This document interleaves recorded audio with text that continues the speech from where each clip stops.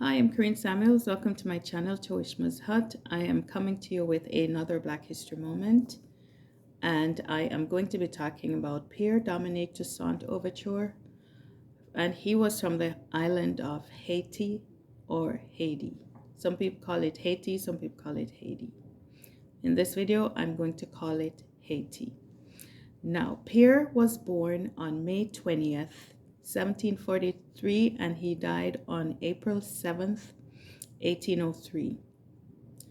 On August 29th, 1793, he made this famous declaration at Camp Tourelle to the blacks of Saint Dominique.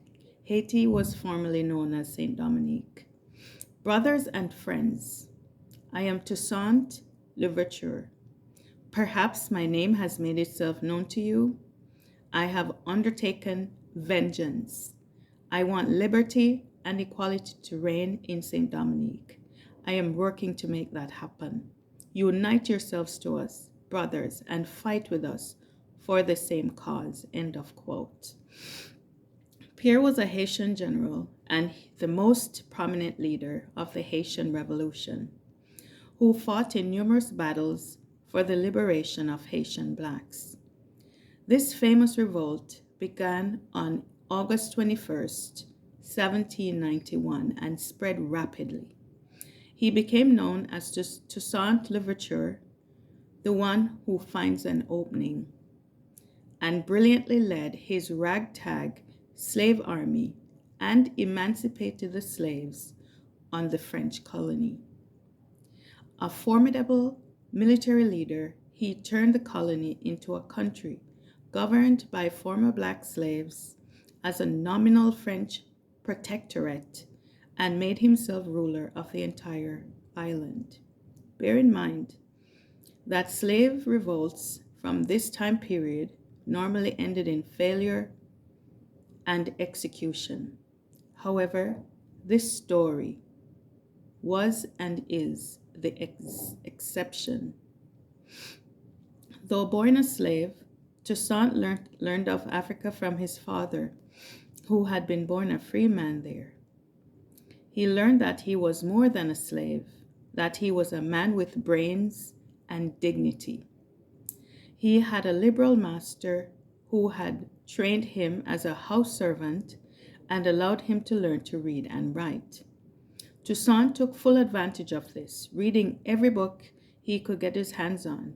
He particularly admired the writings of the French Enlightenment philosophers who spoke of individual rights and freedoms. During his life, Toussaint first fought against the French, then for them, and then finally against France, again for the cause of Haitian independence. As a revolutionary leader, he displayed military and political fortitude that helped transform the fledgling slave rebellion into a revolutionary movement. Louverture is now known as the father of Haiti.